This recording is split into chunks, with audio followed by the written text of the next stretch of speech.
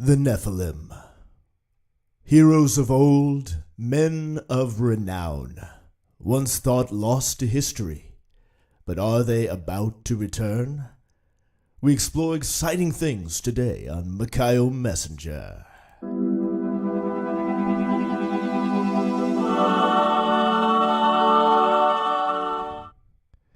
Welcome to Mikhail Messenger. It's great to be with you today, and if you could be praying for me, I'm fighting a cold and lost my voice, so hopefully I can make it through this video. Thank you so much for your prayers.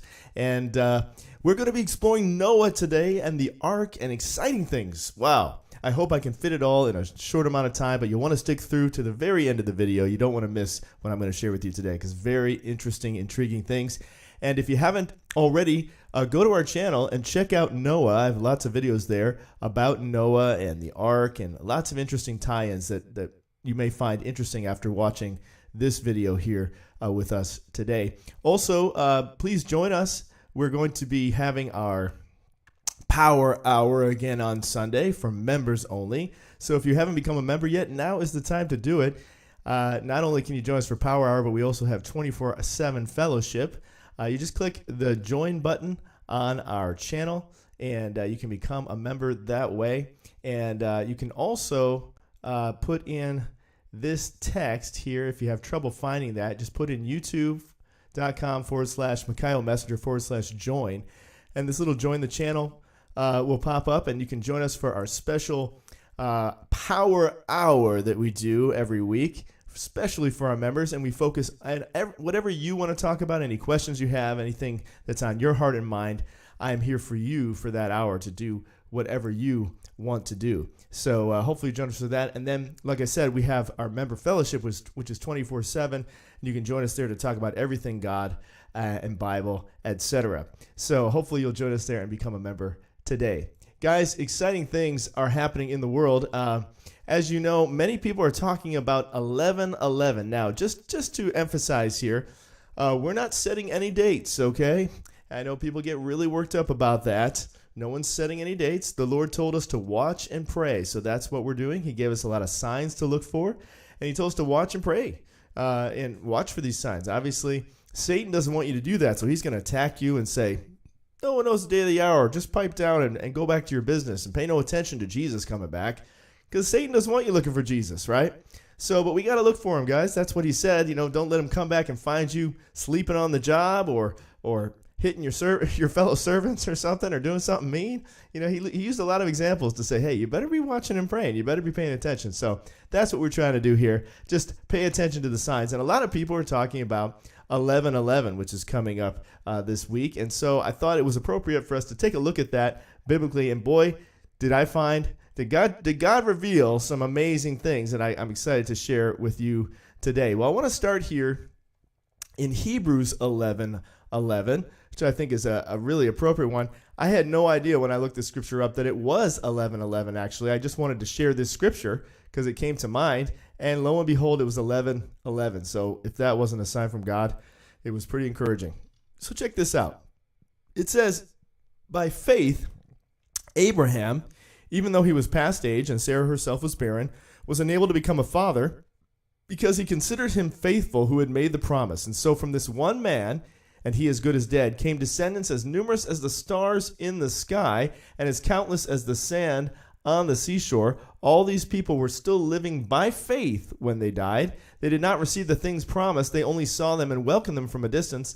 And they admitted that they were aliens and strangers on earth. People who say such things show that they are looking for a country of their own. If they had been thinking of the country they had left, they would have had opportunity to return. Instead, they were longing for a better country, a heavenly one.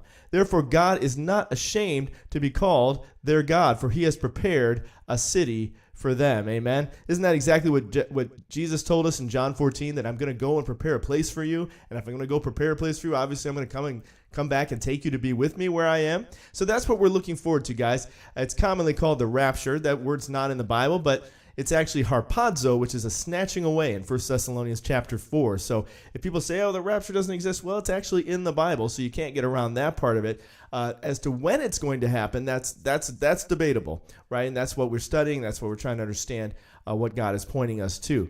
But this is what Abraham was looking for. Now, Abraham, interestingly, is a descendant of Noah, who we're going to be talking about today. And we may talk more about this on Sunday as well. But there's a good chance that Noah and Abraham actually knew one another. My wife was talking to me about this, and she put the chart together, so I'll probably share that with you on Sunday. But pretty interesting that from the birth of Abraham up to probably about anywhere from 40 to 40s to 50, there's some debate as to the years there, but 58 is what I got. He could have known Noah. So that's kind of interesting in and of itself. So why was he looking for this country of his own? Well, that's what we're doing, guys. We're looking for that heavenly country for Jesus to come back and take us to be with us. Wasn't it interesting? That's Hebrews 11:11. Also, what happened on 11:11 was the Mayflower Compact was signed in 1620. And this was people looking for a country of their own. Isn't that interesting? It ties into Hebrews 11:11 there. They too were looking for a place where they could worship God freely. They get away from the persecution and get to a promised land. And that's exactly what they did on November 11th of 1620. They wrote this compact. It says, they wrote this, "In the name of God, amen. We whose names are underwritten, having undertaken for the glory of God and advancement of the Christian faith and the honor of our king and country, a voyage to plant the first colony." And in the northern parts of Virginia, do by these presents solemnly and mutually in the presence of God and one another, covenant and combine ourselves together in a civil body politic for our body ordering and preservation. It's very wordy, it's 1600s. And furtherance of the ends aforesaid, and by virtue hereof do enact, constitute, and frame such just and equal laws, ordinances, acts, constitutions, and officers from time to time as shall be thought most meet and convenient for the general good of the colony. Thus pledged 41 men on board the ship Mayflower that day, November 11th, 11/11 of 1620. Interestingly, having survived a rough 64-day sea voyage and facing an even more grueling winter and great sickness. So they came to the new world, right? That new land, that excuse me, that promised land. And they were excited to finally be able to worship God freely and glorify God with their lives. Please pray for my voice so I can make it through this. So, we are looking at November 11th, right, as a special day for many reasons. But one of the biggest reasons is because it is the day that the flood began in the time of Noah. Heshvan, also known as Heshvan 17. As you see here on the Hebrew calendar, our 11:11 lines up with the 17th of Heshvan, which is actually the day the flood started in the Bible, as we're going to look at today. Now, I thought about putting this off today because I can barely talk, as you can tell, but I didn't want to put it off because we are exactly 7 days out from this date, and that's a very significant day in the Bible. So I didn't want to wait and miss out on being able to share this with you, should anything occur between then and then. But in any case, 11:11, guys, is an interesting time because 11:11, 1111 is a chiasmus. Now, we've talked a lot about chiasmuses. I encourage you to go back and check out our other videos on that. But that's amazing in and of itself. Then you add 11 and 11, and you get 22, which is also chiasmus. Now, 1-1, a chiasmus, what is a chiasmus? It's basically a palindrome. It means it's the same forwards as it is backwards. Why does God use this? Why is this significant? Because God uses throughout the Bible with blessings and curses. He would often start something and end it in the same way and kind of bookend it. As Jesus says, I am the Alpha and the Omega, the beginning and the end. So this is the way God operates. So it's interesting that a chiasmus would also be tied in here as well. And so we've got 11:11, which is a chiasmus. We've got 1-1, 2-2. There's lots of ways you can slice that chiasmus. It's pretty amazing in and of itself. And then, of course, on the 8th, we have a blood moon, which we're also going to be talking about as well. So let's take a look at Noah. Now, Jesus, why are we looking at Noah, and why is Noah significant to even be considering at this time? Well, Jesus, interestingly, said that it would be like the days of Noah when he returns. Now, I just did another video called The Days of Noah, so go check that one out as well. Kind of interesting. But he says, Isaiah actually first talked about the days of Noah, and then Jesus echoed that. Isaiah said, to me, it's like the days of Noah, when I swore that the waters of Noah would never again cover the earth. Now, that's God talking, right? So God the Father first was talking about days of Noah, and then Jesus echoes this. He says, as it was in the days of Noah, so it will be at the coming of the Son of Man. Just as it was in the days of Noah, so will it be in the days of the Son of Man. Okay? So that's interesting in and of itself, and we'll look at 1 Peter 3 in a second as well. But what was special about the days of Noah? Now, one of the things Jesus points out is that they were just kind of living life as usual, business as usual. Thanks for subscribing, Terry. Appreciate that.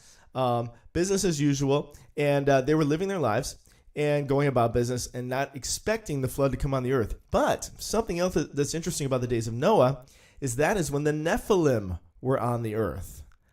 So perhaps there's more to this days of Noah than we first understood. As we talked about in the last video, there could be a lot of layers to that phrase, the days of Noah.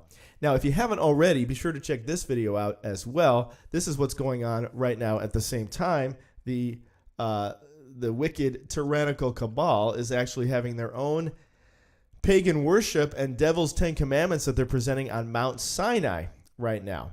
And if it's not crazy enough, that's what they're doing right now at the same time that this Noah time is coming about. So something to go consider. They're doing that on the 13th. They're going to be going up Mount Sinai and presenting a pagan 10 commandments on God's holy mountain. Wow. Don't want to be near that mountain when they do that. Can't wait to see the lightning show that's going to come out of that. But in any case, hopefully we won't be here to see that because we'll already be with the Lord. That's our hope every day, guys. And again, if someone's putting you down for looking for the Lord, you got to wonder what they're looking for, because Jesus told us to watch and pray, and he told us he was coming soon. So we got to take that to heart and look for him all the time. Amen. And as we see these things come to pass, he says, look up because your redemption is drawing near. And are we not seeing these things come to pass in the world? So let's go back to Genesis 6 and take a look at this, because it's really fascinating study that we're going to do here. And I'm going to try to get through as quickly as possible, but this may go a little bit longer than usual. I hope you'll stick through it to the end, because, boy, you're going to get some interesting things out of this. So Genesis 6 in verse 1 says, when man began to increase in number on the earth and daughters were born to them, the sons of God saw that the daughters of men were beautiful, and they married any of them they chose. Then the Lord said, my spirit will not contend with man forever, for he is mortal. His days will be 120 years. The Nephilim were on the earth in those days and also afterward. Wait, what? Okay, keep that in mind. The Nephilim were on the earth in those days and also afterward, when the sons of God went to the daughters of men and had children by them.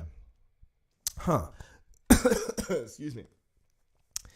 Interesting distinction. Sons of God versus daughters of men. Notice it didn't say sons of men. It said sons of God. They were the heroes of old, men of renown. Okay? So that's interesting. Okay, and I could spend a lot of time on all of this, but there's so much I want to get through, so I gotta be shrewd on myself. So let me just keep going here. But take that in, okay? The Lord saw how great man's wickedness on the earth had become, and that every inclination of the thoughts of his heart was only evil all the time. The Lord was grieved that he had made man on earth, and his heart was filled with pain. So the Lord said, I will wipe mankind, whom I've created from the face of the earth, men and animals and creatures that move along on the ground and birds of the air, for I am grieved that I have made them. But Noah found favor in the eyes of the Lord. Okay, so these Nephilim were on the earth. Now the Nephilim, just to be clear here, are the offspring of these sons of God mating with the daughters of men. Okay, now most believe these sons of God to be fallen angels. Okay, and I think that's probably pretty accurate, as we're going to see. We're going to look at some things today, I think, that help back that up. But these Nephilim were the giants. Okay, they were the offspring, like what the Greeks or Romans would have called demigods, right? When a god mates with man, and you get this sort of superhuman being. That's what these Nephilim were. So the Lord saw this, and he was not pleased. Okay. He was not happy, and he wasn't happy that they were all about sin, and so he was ready to wipe them off the earth. But he found Noah, and Noah was a righteous man, blameless among the people of his time, and he walked with God. Now the earth was corrupt in God's sight, was full of violence. God saw how corrupt the earth had become, for all the people on the earth had corrupted their ways. So God said to Noah, I'm going to put an end to all the people, for the earth is filled with violence because of them. I'm surely going to destroy both them and earth. So make yourself an ark of cypress wood, make rooms in it, and coat it with pitch inside and out.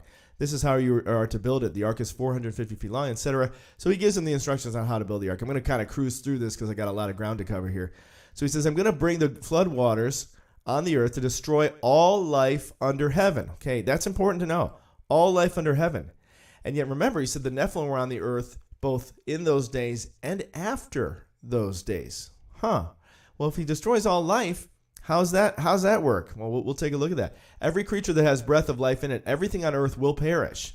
Everything. It says, but I will establish my covenant with you, and you will enter the ark, you and your sons, your wives, and your sons' wives with you. You're to bring into the ark 2 of it living creatures. We know that whole story with the animals, right?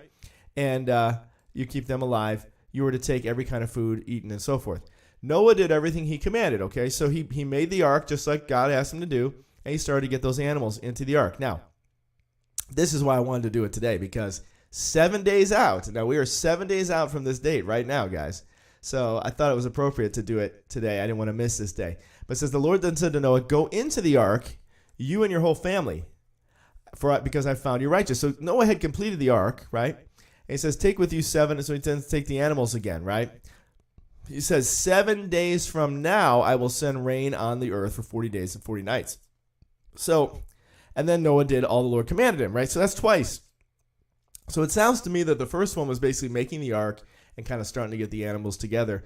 And then this was the last 7 days. He's like, okay, this is it. It's go time. Finish up getting those animals in the ark. I need to get you guys sealed in there so we can do this thing. Okay, you got 7-day countdown.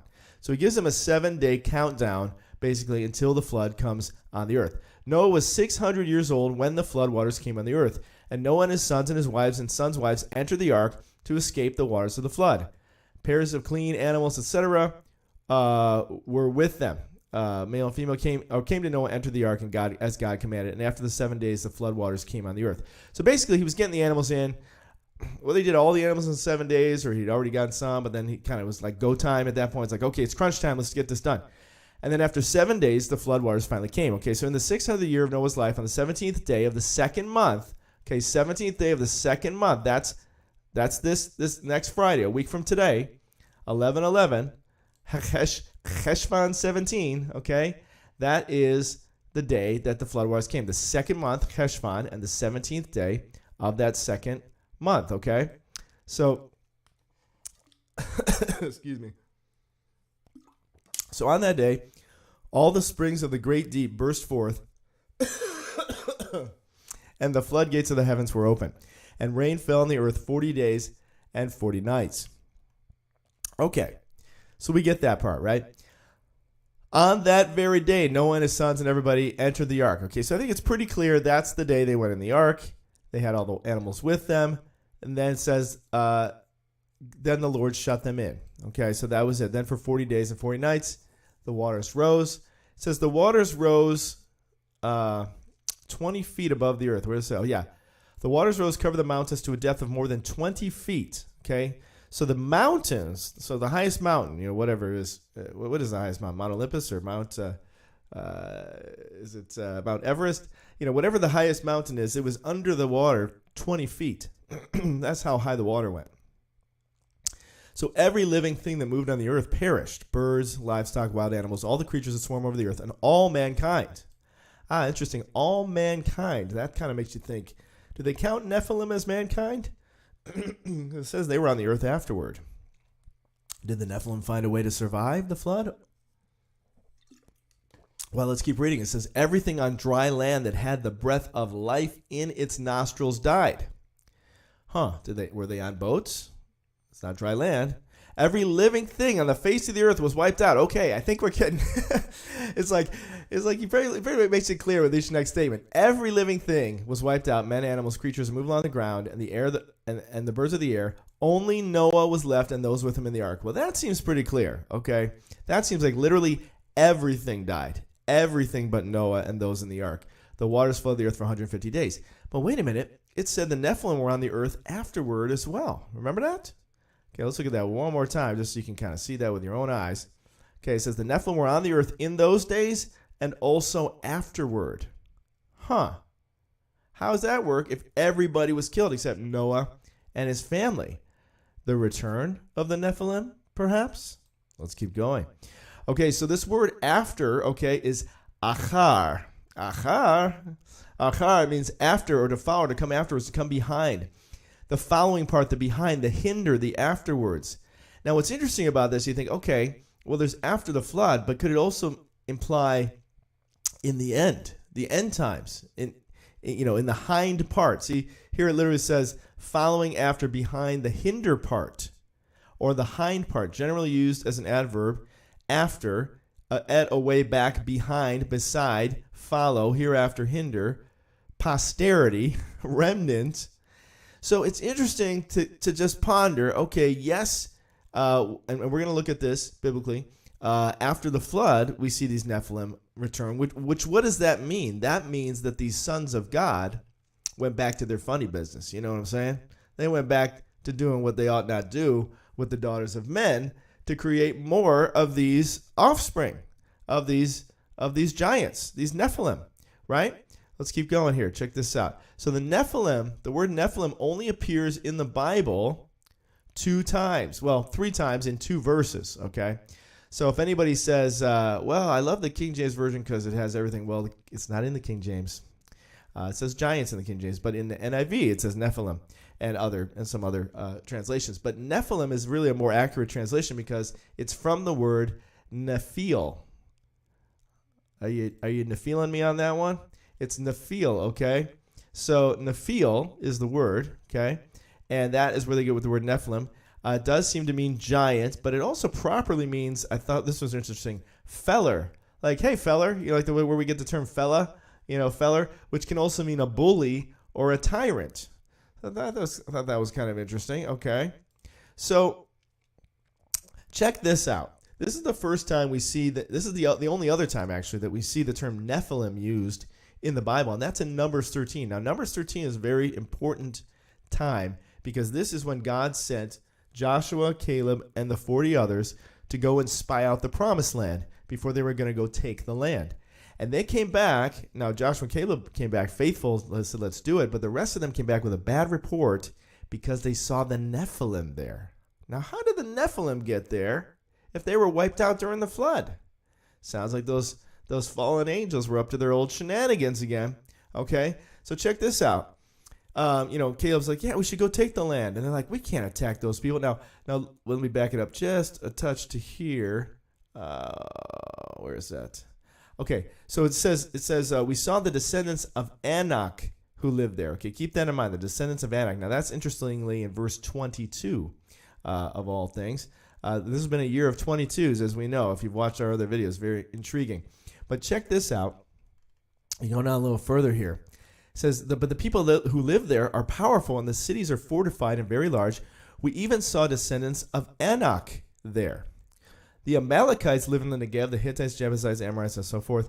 Caleb silenced the people. No, we can do it. But the men who had gone with him says, we can't attack those people. They're stronger than we are. And they spread among the Israelites a bad report, saying the land we explored devours those living in it. All the people we saw there are of great size. And then he says, we saw the Nephilim there, the descendants of Anak come from the Nephilim. We seemed like grasshoppers in our own eyes, and we looked the same to them. Now, this is the same word, nephil, in this verse as well. So it's the exact same word, same term.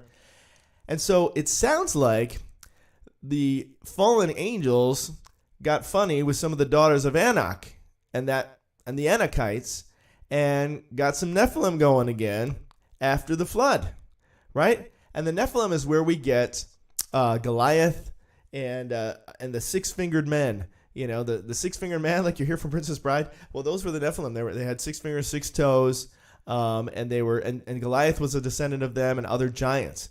Okay, and that's a whole study in itself, so I won't get off on that tangent, but I just want you to understand that. Okay, so the Nephilim, that's why they didn't go into the promised land, was because of the Nephilim. Isn't that interesting? That's very crucial, guys, because this was a turning point in all of biblical history right here, because God cursed them after this and said, that's it. You're not going in the promised land then. And they're like, oh, no, sorry, we apologize. Like, no, too late. You're out. Like you're going to wander the desert for 40 years. For every day that you explore that promised land, where the Nephilim live, you're going to now go and you are going to suffer in the desert and die out in the desert, and your kids are going to go into the land someday, except for Joshua and Caleb, who did believe and had faith, right? So that's why you got to be faithful, guys. You saved by your faith, okay? You got to believe.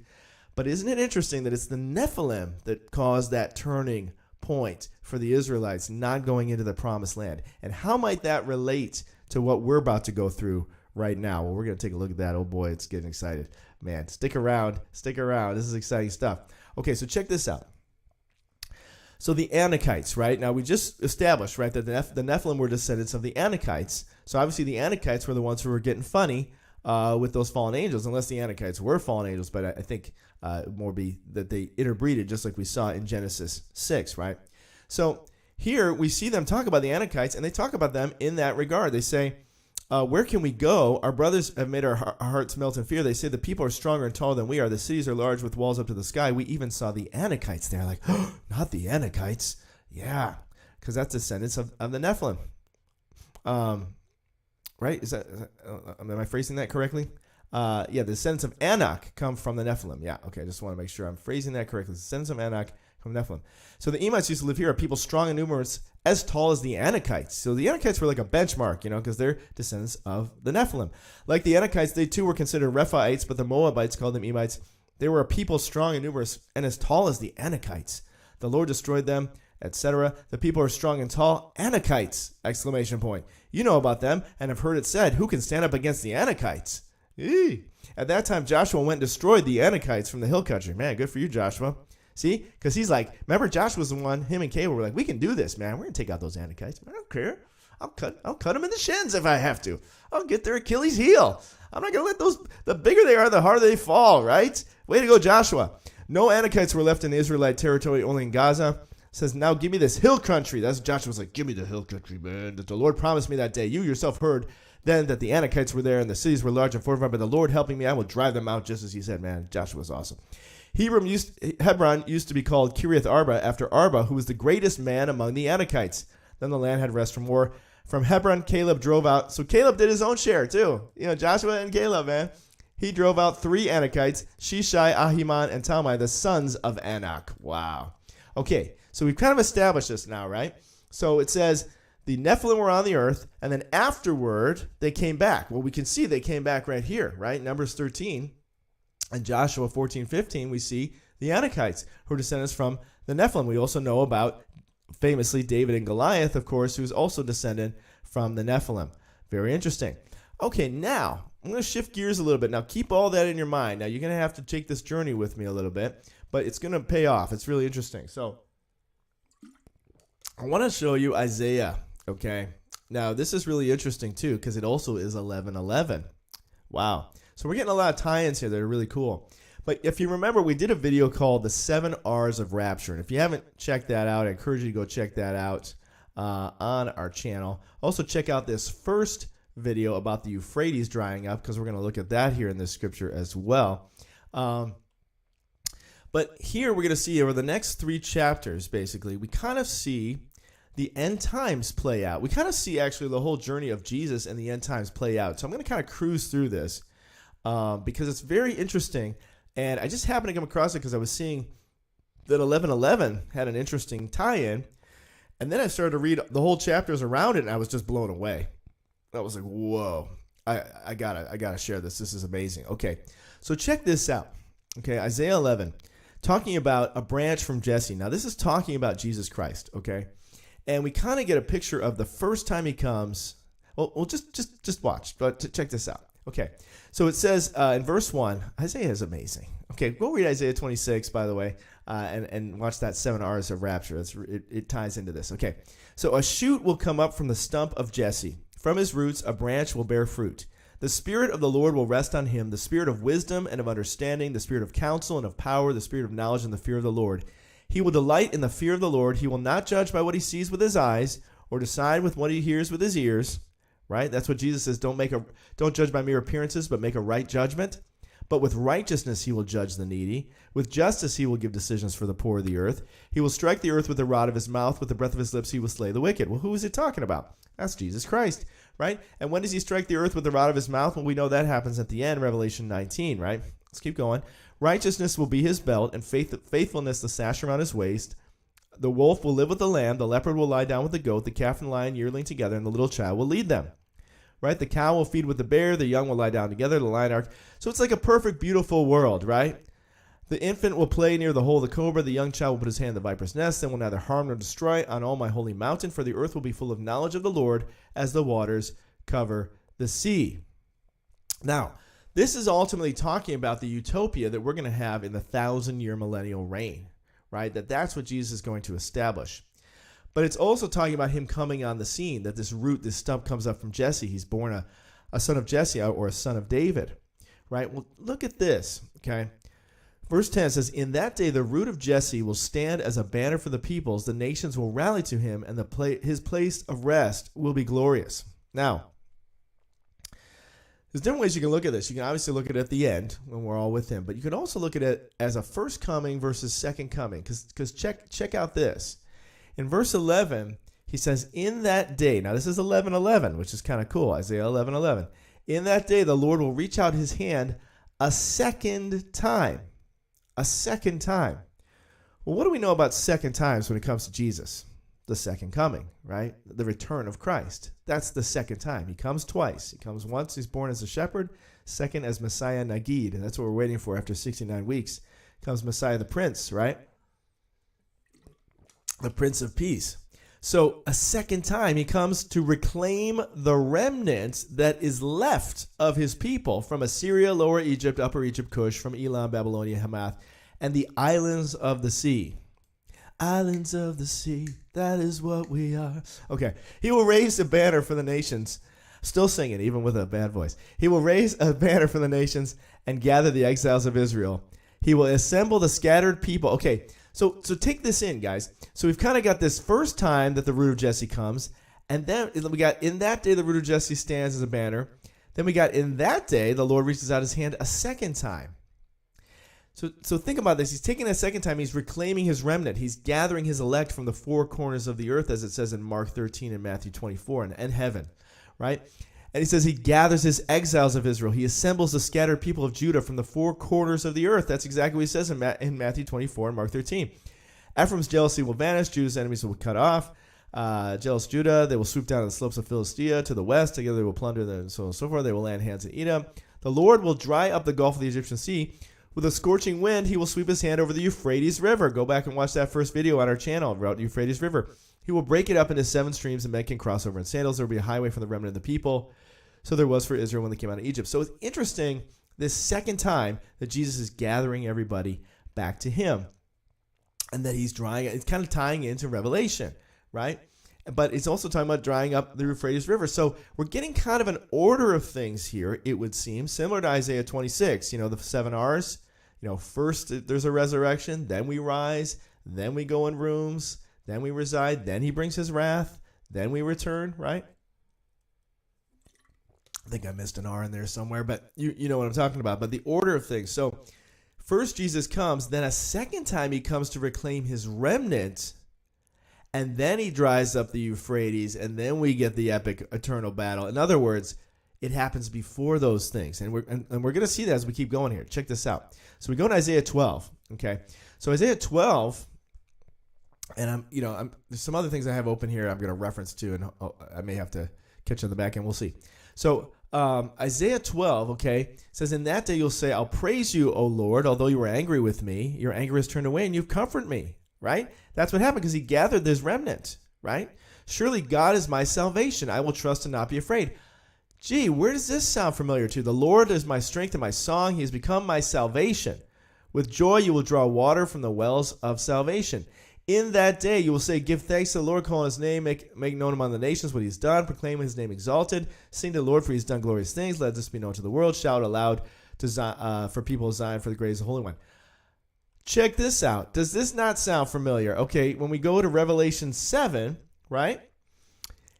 Jesus gathers everybody out, this great multitude that he gathers in heaven, right?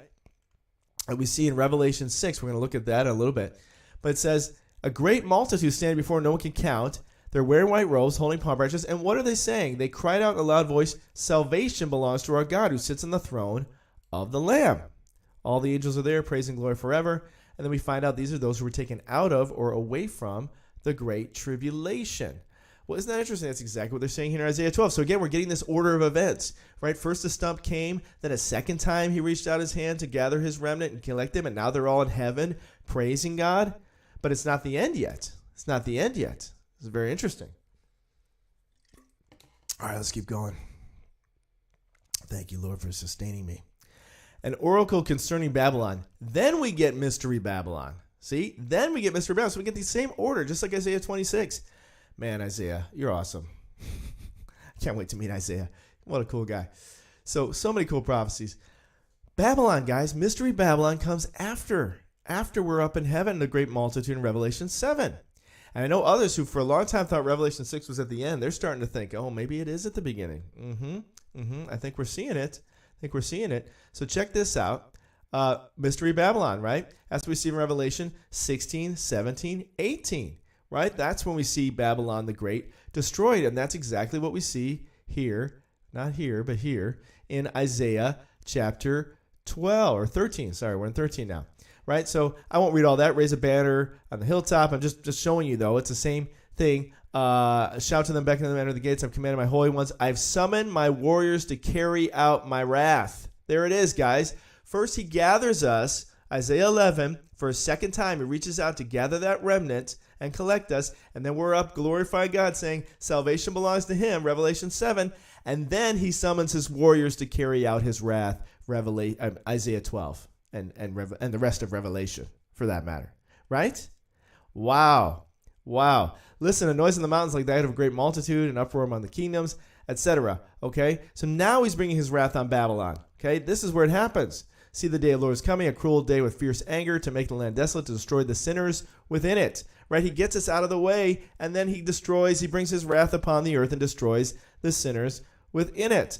Right? The stars of the heaven and the constellations will not show their light. The rising sun will be dark, and the moon will not give its light. Now, we know, we've just been talking about that. We just had this solar eclipse that happened on October 25th. People were like, oh, but it wasn't a full eclipse. Well, 82%, guys. The only thing that was left was a ring, a wedding ring. Okay? He never said it would be totally blocked out. He just said it would be like sackcloth. And I showed you a picture of sackcloth. Light can still get through sackcloth. So it's not that it necessarily was totally eclipsed. But again, this could just be a symbolic reference. Okay? There may be an actual, and I'm going to talk about that too, on the actual day, it may be darkened again in a different way. I'm going to talk about that. But we just had this on October 25th. And now we're looking forward to this on the 8th. The Beaver Blood Moon, okay? This is the only one of 2 total lunar eclipses this year. There's only 2, and they both fell on God's feast days, not the Jewish feast days. I know people get worked up. Oh, why are you looking at Jewish feast days? They're not Jewish feast days. They're God's feast days made for all time in the Bible that he put in there. It says this is everlasting ordinances. So, you know, the Beaver Blood Moon, interesting name, the Beaver Blood Moon. I was thinking about the beavers, because what do beavers do? Beavers block up the water. They block up the dam. And, you know, we've talked a lot about separating the waters, how God separated the waters above from the waters below. Isn't that exactly what a beaver does? He separates the waters upstream from the waters below stream. And this is a beaver blood moon. So I thought, wow, that's really interesting that God is separating the waters. And we know that the waters stand for, as we see when it's in Mystery Babylon, the waters stand for the peoples of every tribe, people, and language. Right? So that's interesting that it's called a beaver blood moon. And it just so happens that it falls, not just so happens, God made this happen, on the Feast of Tabernacles, what many believe to be the true Feast of Tabernacles, on the 14th of the month. The 14th of the month is very significant. That's the day Jesus died. He was crucified. That's when Passover takes place, on the eve of the 14th. That's also when Tabernacles begins, on the eve of the 14th. Now, we talked about this last month when we were looking at that based on the Jewish calendar, right? But based on the blood moons, that would be this coming Tuesday, in just a few days. We're going to talk more about this on Sunday as well. But the 14th, right, of Heshvan, okay? So that's a very significant day. So we've got both the blood moon and we've got the sun darkened as well. Now let's go back over here to Isaiah. Okay, I will punish the world for its evil, the wicked for their sins. Okay, so that's what God does after he gathers the remnant, after we glorify him and shout salvation in heaven. Okay, put an end to the arrogance of the haughty, will humble the pride of the ruthless. I'll make man scarcer than pure gold. How do you do that? Well, he already took all his kids off the planet, and now he's wiping out the rest of mankind. So there's not going to be a lot of people left by the time it all comes to an end. Therefore, I'll make the heavens tremble, the earth will shake from its place. Like we know all that happens, right? Revelation 6 as well. So very interesting. Like a hunted gazelle, like a sheep without shepherd. I'm going to kind of cruise through this here. The infants will be dashed to pieces. Okay, their houses will be looted and their wives ravished. Okay, now this goes back to the Nephilim. You're like, well, what about the Nephilim? Okay, don't worry. We're still talking about Nephilim. But I got to show you how this order of events here. So, not that I want to talk about wives being ravished, but obviously that's what the sons of God were doing there. They were taking the daughters of men and ravishing them and having children with them, the Nephilim. Okay, well, it happens here again that their wives are ravished, and it's interesting. Could this be the fallen angels ravishing these women and creating new Nephilim on the earth? Something to consider. Now, I don't know if these children grow faster than normal too. It's another thing to consider. Like gigantism. So they may grow up really quickly too. I know we only have 7 years there, so I'm not sure how much mileage they would get to that, or because they're sons of God, maybe it's a different, totally different process. But I just thought that was interesting. Their wives are ravished, and then he says, "See, I will stir up against them the Medes, who do not care for silver and have no delight in gold." Well, every crooked man loves. Oh, hey, thanks, Roseanne. Thanks for subscribing, and thanks to all the new subscribers. It's great to have you here with us. So it's interesting. He says, "Who don't care for silver or gold." Well, what crooked man does not care for silver or gold, unless you're a fallen angel? To a fallen angel, silver and gold doesn't mean anything, right? So who are these Medes? Are we talking about people from Medea on earth, or is God doing a play on words here? Well, check this out. Oh, man. I'm telling you, this stuff is too much fun. All right, look at this word. Okay, so Medes. Well, interesting. The term Medes actually is Madai, or Madai, I guess I pronounce it. Middle land. It means middle land. Well, that's interesting. Middle land. People talk about purgatory, or they talk about limbo. This idea that there's a middle land between heaven. Well, there may be some basis for that, not in the way a lot of people think, like I'm going to pray my ancestor out of limbo or something like that. But this idea of a middle land, hang with me on this. This is kind of interesting. So this is the Medes who don't care for gold and silver. What man doesn't care for gold and silver? Maybe they're not men. Maybe they're fallen angels. They don't need gold and silver because they're operating on a whole nother level, and that's not going to do anything for them. But they're the Medes from the middle lands, the Midlands. Okay, let's think about this for a second. The middle land. Well, Jesus, and this is a whole interesting little tangent I'm going to go on here, and then we'll wrap this part up. But check this out. Jesus said, "I saw Satan fall like lightning from heaven." Right now, we've talked a lot about that. Mr. O, who was in the office of the House of White, his name just happens to mean lightning from a high place. So that's an interesting tie-in. Many people think he may be the Antichrist, but that's a whole other side note. Go watch. We have other videos on our channel. We can address that. But he says, "I saw Satan fall like lightning from heaven." Okay, is Jesus talking past tense, or is he talking future tense? Well, hey, Christopher, thanks so much for subscribing. Welcome to the fellowship. We don't really know. He could be having a vision of, man, I'm seeing into the future, and I'm going to see Satan fall like lightning from heaven. He could be looking in the past, like the Garden of Eden, when Satan fell from heaven and then he invaded the garden, and those sons of God, those fallen angels, came with him and created the Nephilim. He could be looking at both. He could be talking about both. We'll take that in. That's kind of interesting. Okay.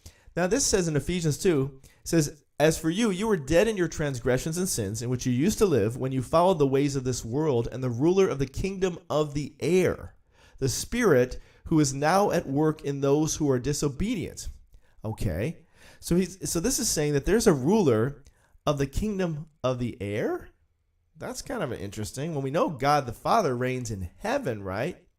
But which heaven are we talking about here? Because according to this, we're talking about those who are disobedient and follow this ruler of the kingdom of the air. Doesn't sound like the same guy as God the Father, right? Well, I think Ephesians 6 kind of helps confirm that. He says, our struggle is not against flesh and blood, but against the rulers, against the authorities, against the powers of this dark world, and against the spiritual forces of evil in the heavenly realms. So we're getting a picture here that there seems to be a realm where evil resides, and they kind of have their own little heavenly realm, right? That there's God's heaven, and there seems to be this other heaven. Well, are they the same or are they different? Well, I think Paul kind of helps confirm that, it would seem, because Paul in 2 Corinthians, he says, I must go on boasting. Although there's nothing to be gained, I will go on to visions and revelations from the Lord. I know a man in Christ who 14 years ago was caught up to the third heaven. The third heaven. Whether it was in the body or out of the body, I don't know. God knows. Okay, and he goes on from there, and he heard inexpressible things. But he says he was caught up to paradise. Okay, so this was not some evil realm, right? It was the third heaven. Well, that would imply that there's a second heaven and maybe even a first heaven. Think about that. Now, I know many people say, well, one is the clouds, one's the stars, and so forth. Perhaps. But if we think about this on a spiritual level, perhaps the second heaven is where those devils and demons reside, right? The spirit of the air, right? The rulers, authorities of of evil in the heavenly realms. Perhaps that is the second heaven, and then the first heaven maybe is our clouds and so forth of what we call it. Something to consider there. Let's keep going on this. So in Revelation 12, we see this happen about midway through Revelation now. So we have an interesting story here of Satan being cast out of heaven, okay? And Jesus says he saw Satan fall like lightning from heaven. It says here in verse 7, it says, there was war in heaven. Michael and his angels fought against the dragon, and the dragon and his angels fought back. But he wasn't strong enough, and they lost their place in heaven. The great dragon was hurled down, that ancient serpent called the devil or Satan, who leads the whole world astray. He was hurled to the earth, and his angels with him. Or those sons of God, so to speak, that they call them in Genesis 6, who create NEPHILIM. So this is the whole question.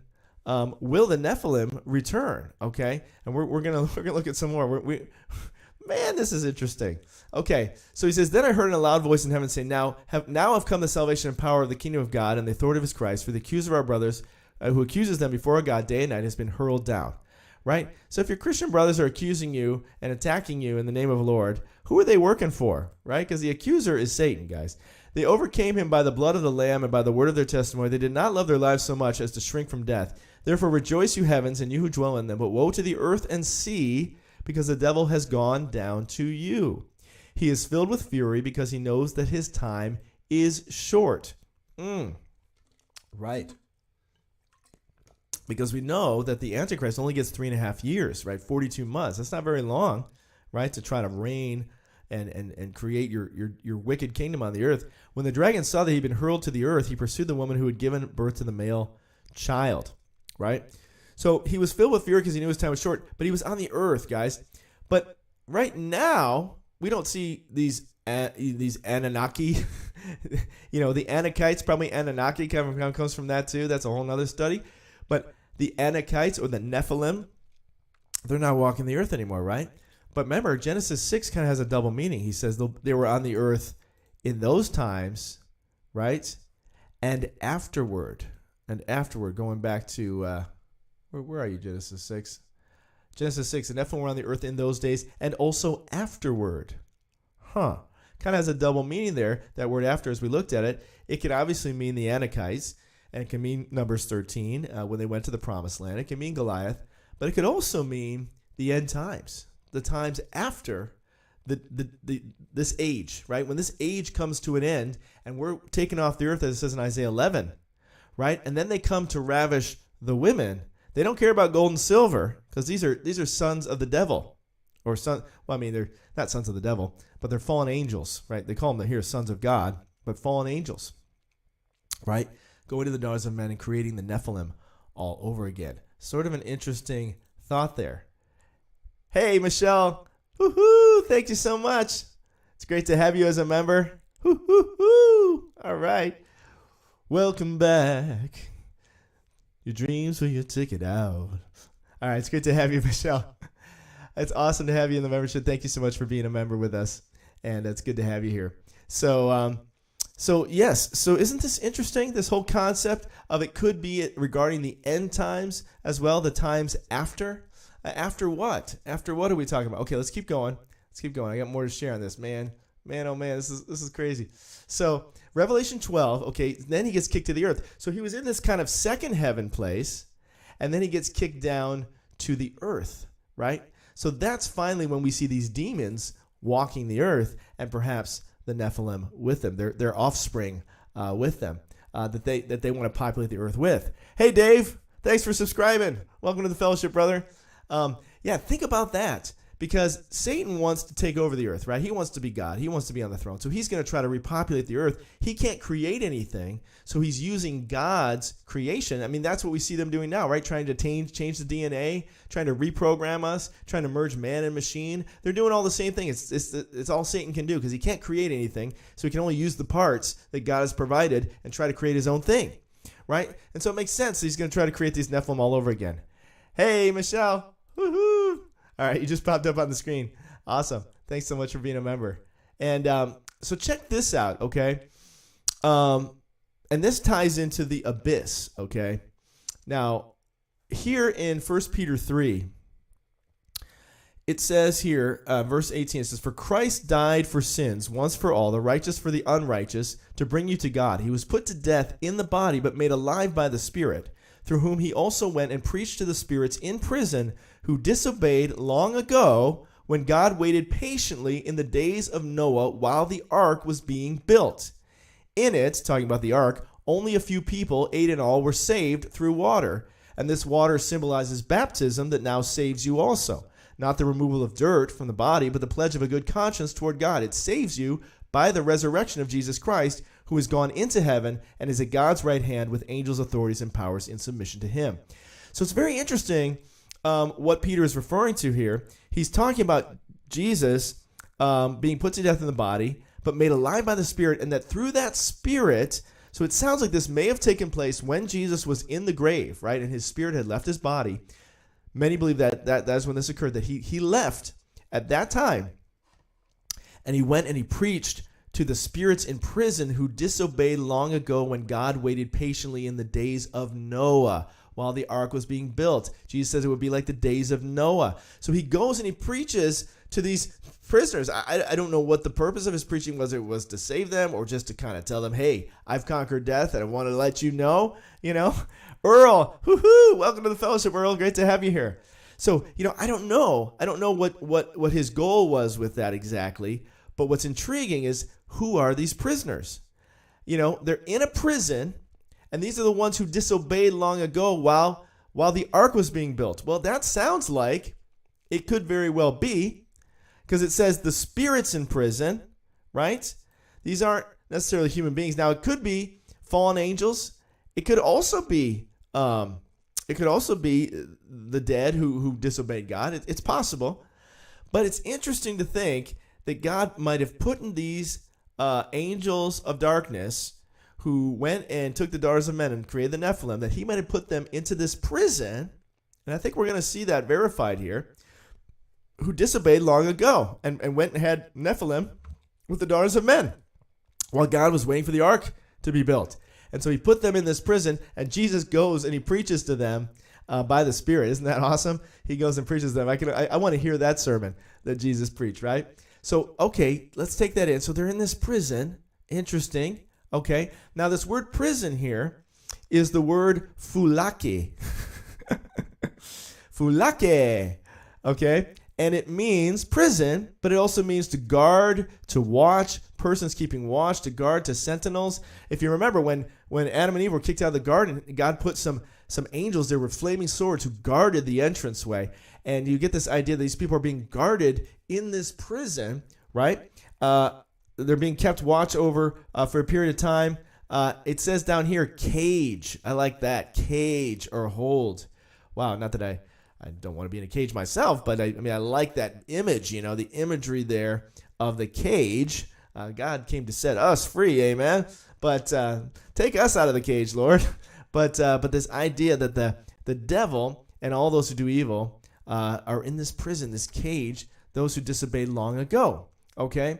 Well, let's keep going here. This is interesting. Let's keep going. Okay, so the abyss. What is the abyss, right? People talk about the abyss, the great abyss, right? Falling into the abyss. What is this abyss? Well, it's interesting. Well, we first hear about it, at least looking in the NIV here, we first hear about it with Jesus when he's driving out the demons. And the demons beg Jesus, don't send us into the abyss. Not the abyss, anywhere but that. Send us into those pigs, but don't send us in the abyss, right? And then in Revelation 9, we see this fifth angel sounded a trumpet. I saw a star that had fallen from the sky. The star was given the key to the shaft of the abyss. Now, the star had fallen from the sky to the earth. That's interesting. Who is this angel? Right? Let's read a little bit about this. Hey, Hector, thanks so much for subscribing. Welcome to the fellowship. So check this out. Revelation 9 says, the fifth angel sounded his trumpet, and I saw a star that had fallen from the sky to the earth. The star was given the key to the shaft of the abyss. When he opened the abyss, smoke rose from it like the smoke from a gigantic furnace. The sun and sky were darkened by the smoke from the abyss. Now, this could be what actually darkens the sun and sky, right? So it might not be these natural eclipses and so forth. Those might just be foreshadowing, right? The real sun and sky darkening might come from the smoke from the abyss, is what some people think. And out of the smoke, locusts came down upon the earth and were given power like that of scorpions of the earth. They were told not to harm the grass or the earth, the plant, or the field, but only those people who did not have the seal of God on their foreheads. They were not given power to kill them, but only to torture them for 5 months. And the agony they suffered was like that of a sting of a scorpion. When it strikes a man, during those days men will seek death, but will not find it. They'll long to die, but death will elude them. The locusts looked like horses prepared for battle. On their heads they wore something like crowns of gold, and their faces resembled human faces. Their hair was like woman's hair, and their teeth were like lions' teeth. They had breastplates like breastplates of iron, and the sound of their wings was like the thundering of many horses and chariots rushing into battle. They had tails and stings like scorpions, and in their tails they had power to torment people for 5 months. They had as king over them the angel of the abyss, whose name in Hebrew is Abaddon, and in Greek Apollyon. Now, if you haven't watched our 666 video that we just did, go back and watch that. It totally ties into this whole idea of the destroyer, which is what Abaddon or Apollyon mean. The first was past, the two others come. So, interesting, this angel who fell from the sky. I saw Satan fall like lightning from heaven, perhaps. We don't know. Is this a good angel or a bad angel? Not sure. He's given the keys. He's allowed to open the shaft of the abyss. It's interesting. He was a star who had fallen from the sky to the earth. Sounds a lot like Satan, right? Revelation 12, he was kicked out of heaven, right? From the second heaven. He wasn't allowed to be the spirit of the air anymore. He wasn't allowed to be in those the evil presence in the heavenly realms who were really fighting against not flesh and blood, but against those dark forces. He wasn't allowed to be that anymore. Now he's kicked to the earth and say, okay, now you can open the abyss. Here you go. Let out all your buddies. Let out all your friends. Hey, David. Woohoo! Thanks for becoming a member, brother. Awesome. Hey, just to let you guys know, if you're just joining us, membership is awesome because we hang out 24/7 in the members lounge and we encourage each other daily. As long as it's called Today, we share all kinds of links and all kinds of different encouragement and things. And once a week, we have our members only power hour where we talk about whatever you want to talk about, and you come bring your questions, your thoughts, your ideas, and we'll just discuss that the whole time. And we're doing our next one this Sunday, so hopefully you become a member and join us for that. So thanks, David, for becoming a member, and thank you, Michelle, as well. So, guys, think about this. Could that be what we're looking at? Is this the prison, this abyss? Because it has a key. You got to open it. Well, that's a prison, right? You can't come and go freely from this place. These people are locked in there. These people, I should say. These dark forces, these angels, these fallen ones are locked inside this abyss. And they have to be unlocked and let out. Okay? Let's keep going. You go down a little further. Comes from abyss, attack and overpower them. Come out of the abyss. And the beast which you saw once was, now is not, will come out of the abyss and go to his destruction. Guys, we keep looking for this Antichrist, right? And yeah, maybe it is a human being, but maybe it's not, okay? Maybe it's not. The word Antichrist never appears in the book of Revelation, but beast sure does. And why are they calling it a beast, right? Is that because he's a half-breed, right? Like if, when they used to have like minotaurs and fawns where they like have images of like a half man, half beast, a half man, half deer, or half man, half bull, right? That you know, when you mate two different species, you get these corrupted offspring. And in the same way, these Nephilim are corrupted offspring. Could the beast be a Nephilim or be one of these fallen sons of God?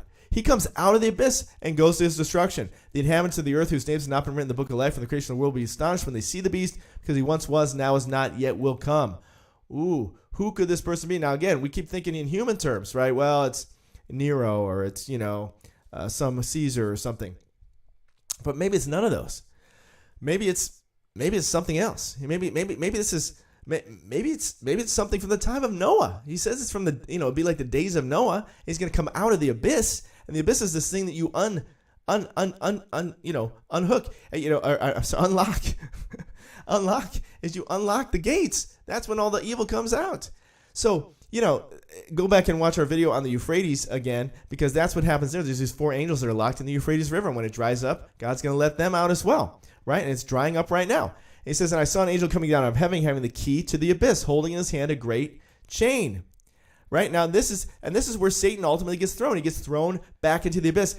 He threw him. Well, actually, let's read this whole phrase here. It says, he seized the dragon, that ancient serpent who is the devil, Satan, and bound him for 1,000 years. He threw him into the abyss and locked it and sealed it over him to keep him from deceiving the nations anymore until the 1,000 years are ended. After that, he must be set free for a short time. So it's a prison, guys. The abyss is a prison for holding what sounds like fallen entities. Okay, fallen entities are held in the abyss, and that this angel comes down and is given the key and allowed to open and unlock. He fell like a star to the earth. So I don't know if he is actually. This obviously isn't Satan. So it would seem like it'd be an angel that is a good angel. It would seem, but that first one, I don't know. Maybe he let Satan do that, and then this angel is a different angel coming down with a chain. He's like, okay, now it's time to lock you up. We let you let your friends out for that whole, apocalypse, but now we got to put you back in the prison. So he puts him in a prison. The abyss is a prison, guys. It's not hell. Okay, hell is a different thing, as we see here in Revelation. Excuse me. Thank you for your prayers out there. I haven't coughed as much as I expected to, so thank you so much. And I'm sure you appreciate that too. I'm not coughing in your ear. Okay, so check this out, though. In Revelation 19, okay, here we see the false prophet and the beast. Watch this. It says, the beast was captured, and with him the false prophet who had performed miraculous signs on his behalf. And with these signs, he had deluded those who had received the mark of the beast and worshipped his image. And the 2 of them were thrown alive into the lake of burning sulfur. Hey, Demon Hunter. Yes. Awesome, man. Perfect name for what we're studying right now. Amen, brother. I'm assuming you're a brother, but you might be a sister.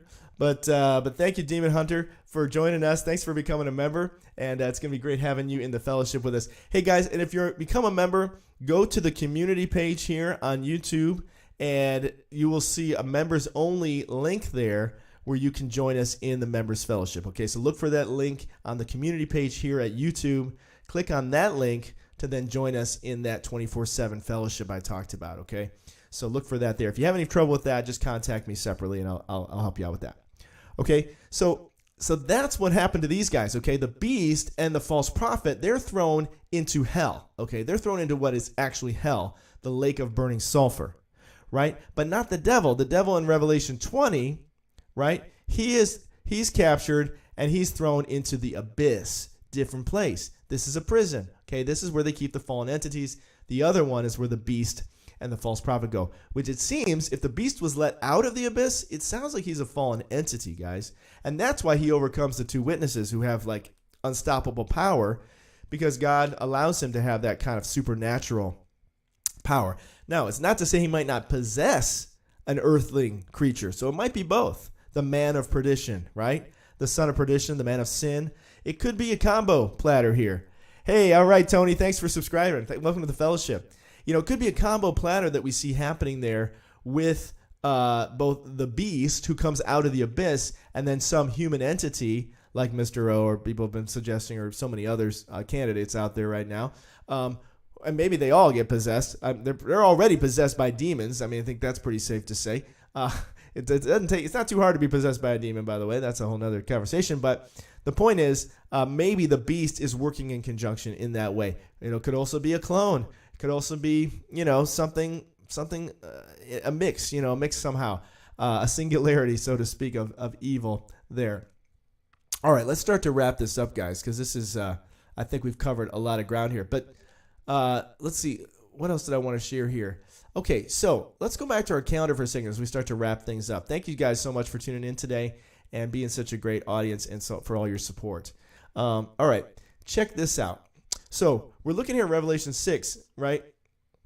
As could be a time when this abyss gets open. Now, we know it opens in Revelation 9, so it might not be the same time. It could just be the earthquake and that the sun and moon go dark. But it is interesting that smoke comes out of the abyss, and that may also cover the sun and moon. Something to consider there. But let's go back here to, as we wrap this up, looking at this next week, okay? The return of the Nephilim. Hey, Jonathan, thanks so much for subscribing. Welcome to the fellowship. So we're here on the 4th, right? Friday the 4th. We're at the 10th of Cheshvan right now. And we're going into this last week, going into the flood. So now we're 7 days before the flood right now. And that's why I wanted to do this today, because I thought it was very important. Because that's exactly when God told Noah to go into the ark, right? To get those animals and let's go. In 7 days, the water's going to come. So I wanted to give the same warning out to all of us that, hey, we don't know the day or the hour, that's true, but we should always be ready. We should always be prepared. And the fact that these things are lining up so perfectly, I mean, the thing about the flood is it's the one time God destroyed the whole world. And, he put his rainbow in the sky and he said, I'll never do it by a flood again. But that doesn't mean I won't do it in other ways, right? And we know that from Revelation. He has plenty of other possibilities there and probabilities and definitabilities. Is that new word? So in any case, we're 7 days out, guys. So we need to be prepared. We need to be looking for the return of Jesus. And boy, what an appropriate time to go from one destruction. And Jesus says it would be like the days of Noah. Was he giving us a hint? Was he giving us a clue there? And saying, days of Noah, wink, wink. Okay? Remember what day the flood happened? Because God's very specific in Revelation 6 when it says on the 17th day, right? On the 17th day, let's go here in Genesis 7, it says, in the 600th year of Noah's life, on the 17th day of the second month, on that day, all the springs of the great deep burst open. Now, interesting to think, could there be a chiasmus going on here? In other words, same forwards as same backwards. In other words, like with Noah, God brought the flood, and then the waters rose him off the earth. He got in the ark 7 days before. He's getting everybody ready and getting them in there, and then God seals him in. And then God brings the flood on the 17th day of that second month, which would be a week from today. So that's our 7 days. But could it be kind of something to consider? Could it be that, like in that case, the flood came and then Noah was taken to safety? Could it be that we get taken to safety and then the flood comes? But in this case, it's not a flood, although Jesus says it will come like a flood in the end, right? It would be like birth pains that keep coming and coming and coming, and boom, the water breaks, and then boom, it's on, baby. And we're all on that verge, right? World War III is essentially broken out. I mean, it has. People don't want to call it World War III, but it really is. And it's happening already, right? And they're threatening NUKE war and everything else. So it's all right there. And so the question is God going to get us out first on the ark, so to speak, our little chariots of fire going up to heaven, like Elijah, and then he brings the wrath, right? That would kind of make sense, right? That he kind of does it in reverse mode. Since we don't have a little ark to hang out in here, it's not going to be water this time. It's going to be fire from heaven and other crazy things. So it makes sense that he may go about it that way. Something to consider here is what happened in Exodus, and that is the 3 days of darkness. Now, it just so happens, or does it just so happen? November 8th is the blood moon, right? November 8th is the blood moon, and 3 days later is the flood date. Isn't that interesting? So you're going to tell me that there's only 2 full blood moons this year, and that this is part of a blood moon tetrad, right? That has been took place in 2014, 2015, and now 2021, 2022, right? Because we had it last year as well. You're going to tell me that it just happened to fall on Passover, just happens to fall on Tabernacles, and that it just happens to be 3 days before the date of the flood. All these things are coming to pass. And when you go, so again, thinking chiasmus now, going back to the beginning, that God may be echoing back to the Passover, because there's a lot of end time scriptures that talk about, I will not pass over them again, right? And so could it be that we have a 3 days of darkness similar to what took place with Moses? Because this 3 days of darkness was always kind of interesting. Like, why 3 days of darkness? Was this symbolic of something? Of course, Jesus was in the tomb for 3 days, right? So it represents that. Jesus was on the cross in 3 hours of darkness. So there's a lot of tie-ins with the 3. And so now we've got these 3 days from this blood moon that fulfills a tetrad, fulfills this idea of the sun going dark, the moon going to blood. And could the stars fall from heaven at that point, so to speak, to fulfill that full prophecy there, like Revelation 6? And could we have 3 days of darkness starting on this Tuesday the 8th? Again, we're asking the question. We don't know what God's going to do. We don't know when it's going to happen. But it would behoove us to ask and watch and pray, right? Because he gives us signs, tells us to watch and pray. So if we're not asking those questions, then we're not really watching and praying, right? Because if you're a watchman, you're going to say, is that something? Is that something? Are we seeing something there? Right? That's what a watchman does. He stands on a tower and goes, hey, is that the enemy out there? Is that, right? So if Jesus tells us to watch and pray, then we have to observe these things and comment on them and reflect on them so that we're ready. The whole point is for us to be ready for Jesus' return. Satan doesn't want you to be ready. So he wants to scoff at you and laugh at you and say, don't look at that. No one knows there. Go back to your business, right? Because he doesn't want you to think about God returning. But Jesus does. So we should do what Jesus says, right? Amen? So guys, 3 days of darkness could be it. Could be it. It's a could be. Could start at the moon. And then boom, destruction comes. Just like the flood. Just like a chiasmus, right? 11:11:22. Chiasmus all the way. From the flood to the final flood, so to speak. The flood of the tribulation. Which won't be water this time. It's going to be other things. But it's a total destruction of the earth once again, where virtually everyone dies. That's what we saw in Isaiah there, right, where everybody dies. And I didn't get to finish Isaiah. Let me finish that out, and then we'll look at one other calendar thing, and then we'll wrap this up, man. Oh, it's been awesome hanging out with you guys. Let me just show you this Isaiah. Oh man, there was some more cool stuff there in Isaiah. Let me just cruise through that real quick. So so we talked about that. Now check this out, just to sort of wrap this up here. So that's the destruction of Babylon. Then, check this out in Isaiah 14. Oh, I'm so glad the Lord reminded me of this. Okay, so check this out. He says, then in Isaiah 14. Now, remember, he took the remnant back in Isaiah 11. Okay, that was when he reached out a second time for the remnant. Then he brought the destruction. Then the Medes, who didn't care about silver or gold, had their way with the women and created more NEPHILIM, perhaps. Just the thought. Okay, but the Lord here now in Isaiah 14, right, says the Lord will have compassion on Jacob. Well, why? Because Jacob just went through Jacob's trouble, right? So after he just went through all this trouble, now the Lord will have compassion on Jacob, right? Once again, he will choose Israel and will settle them in their own land. Aliens will join them. What? Are we talking about Nephilim? Anunnaki? No, I think here we're talking about us, Christians, right?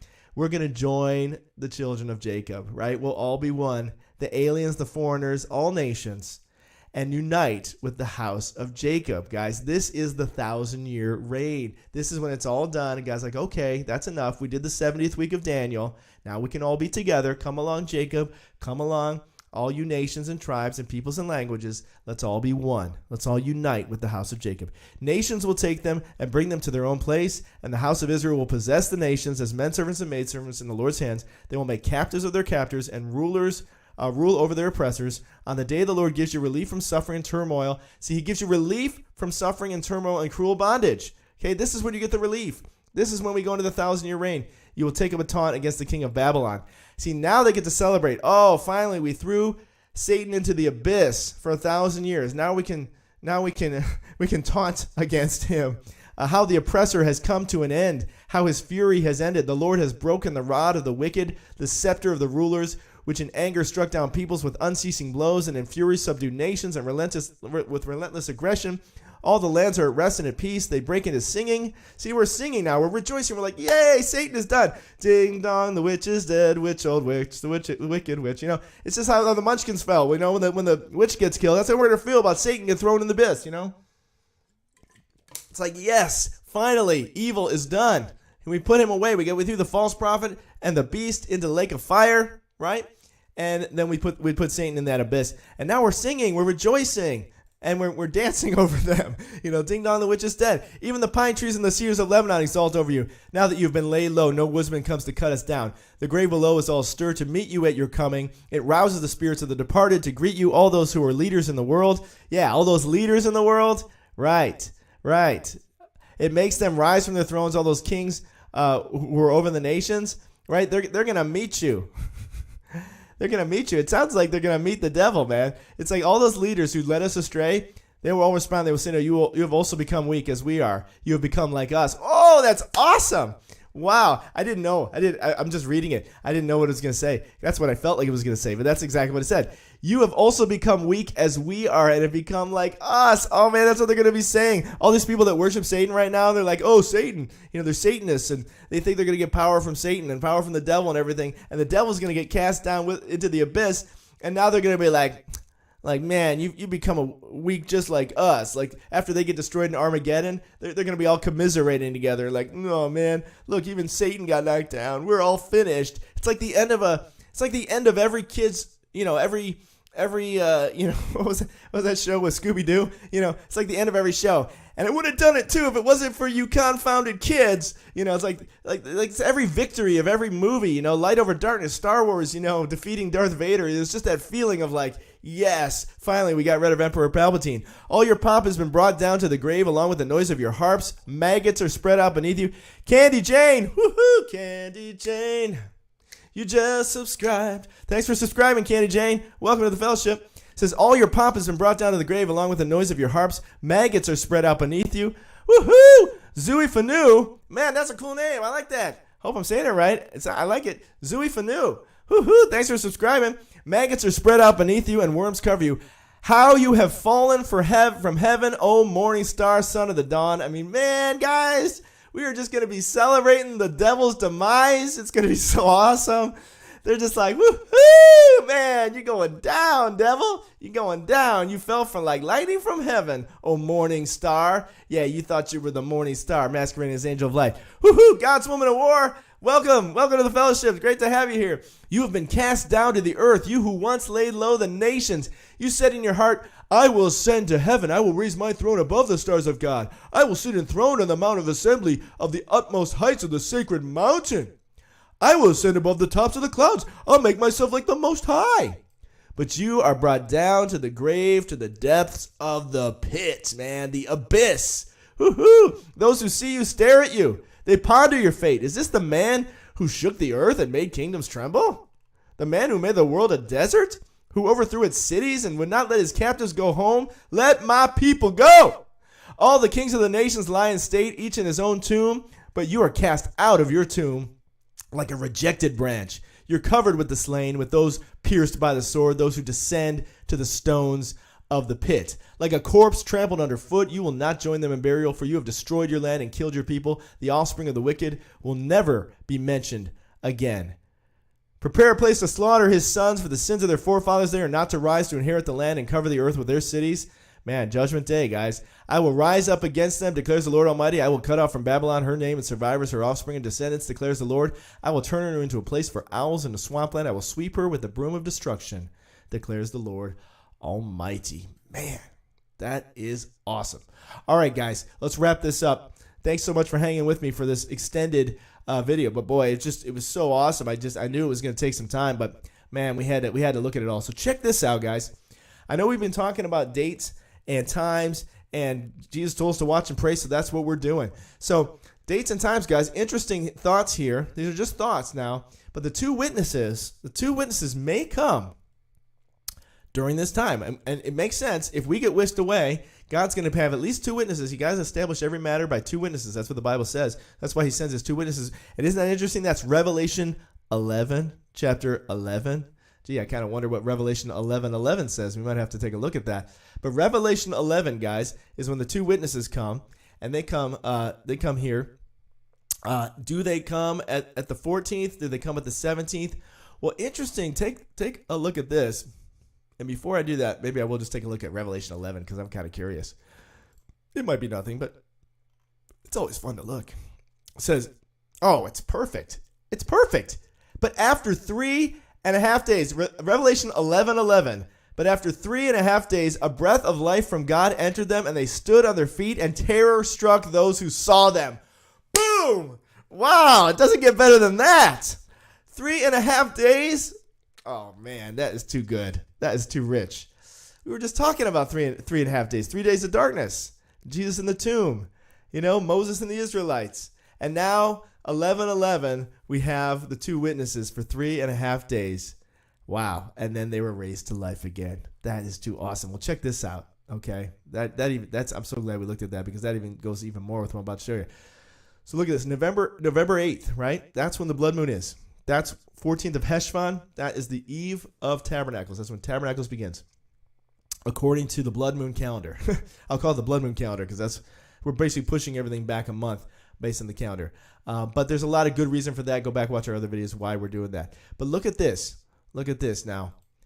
Check this out. Now, we know that the two witnesses preached for 1,260 days, okay? 1,260 days.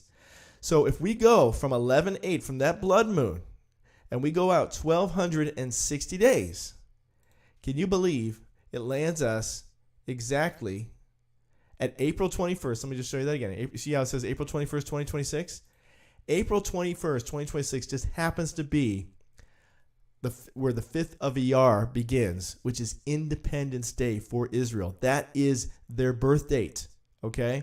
That is their birth date. And we've been talking about, the fig tree generation. That's the thing we've been talking about all year, the fig tree generation, even before this year. But the fig tree generation, this whole idea that they may only have 80 years as a nation, and that their birthday happens on that day. It also kind of goes feast turn into mourning, the idea that would be on their feast day, but that this is when the two witnesses are killed, perhaps on the same day where the feast turned to mourning. So isn't that interesting?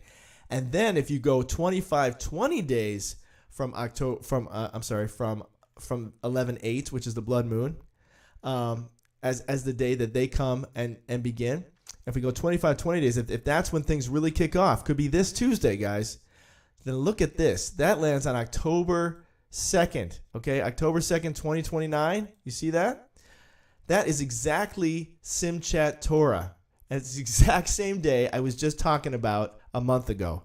If you remember, I was talking about the fact that I kind of come to the conclusion that the year doesn't really end at Yom Teruah. It really ends at Simchat Torah. That's really when they begin teaching the Torah. That's really when all the feasts are done. That's really when judgment has been written, sealed, and executed. And so this could be the day that the millennial kingdom begins. That all of this time is done. These final feasts are done. Judgment day of Yom Kippur, throwing Satan into the abyss. Jesus coming back perhaps on his birthday. Many think it's 9/11. Could come back at that time. And then we have this sort of pre-tabernacle time, perhaps with him. For a long time I thought, well, maybe it starts here on 24th, which makes sense. But Shemini Atzeret really is the end of that era, the end of that time, and you go into a new era and begin the new teaching, and that's when Solomon sent everybody home on that 24th day of the month, which starts on the 23rd of Tishri, and that is October 2nd. So very intriguing, guys, very compelling. Just happens to be an hour and 22 minutes that I just finished that. So it's been awesome hanging out with you guys. Thank you so much for tuning in today. Thanks for all the new members. Thanks for all the new subscribers. Thanks for bearing with me as I fight a cough. Oh, and 444 people watching right now. That's awesome too. Wow. God is just doing great things with numbers, guys. So be encouraged. Be looking up. Jesus is coming back. We're going to be back together live for our members' time on Sunday. So if you haven't become a member yet, become a member so you can join us for that and join us in the fellowship and the members' lounge.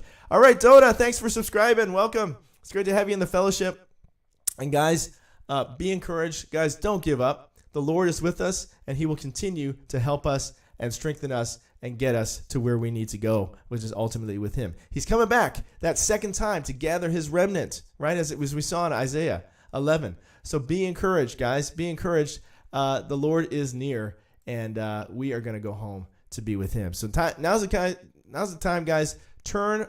Repent, and turn from your sins. Be born again. Start a new life with the Lord. If you want to learn more about that, you can go to Makayo Ministries. channel where I actually teach more Bible, straight Bible things. And if you have more questions about that, you can contact me. But guys, now's the time. Turn away from the world and turn to God if you haven't already. Be praying for your friends and family and share your faith with them, guys. Get the word out, because this could be it. This could be it. Everything's in place. The world is certainly in place for it. They're ready to bring in the 1B system, the one monetary system, and one world currency and one world government. They've got it all worked out. So now's the time, guys. Now's the time. Guys, I love you. Thank you so much for tuning in today. I love you. I'm wishing you all the best and all the blessed. And may the Lord bless you and keep you. May the Lord make his face shine upon you and be gracious to you. May the Lord turn his face towards you and give you peace. I'm wishing you all the best, all the blessed, and Maranatha.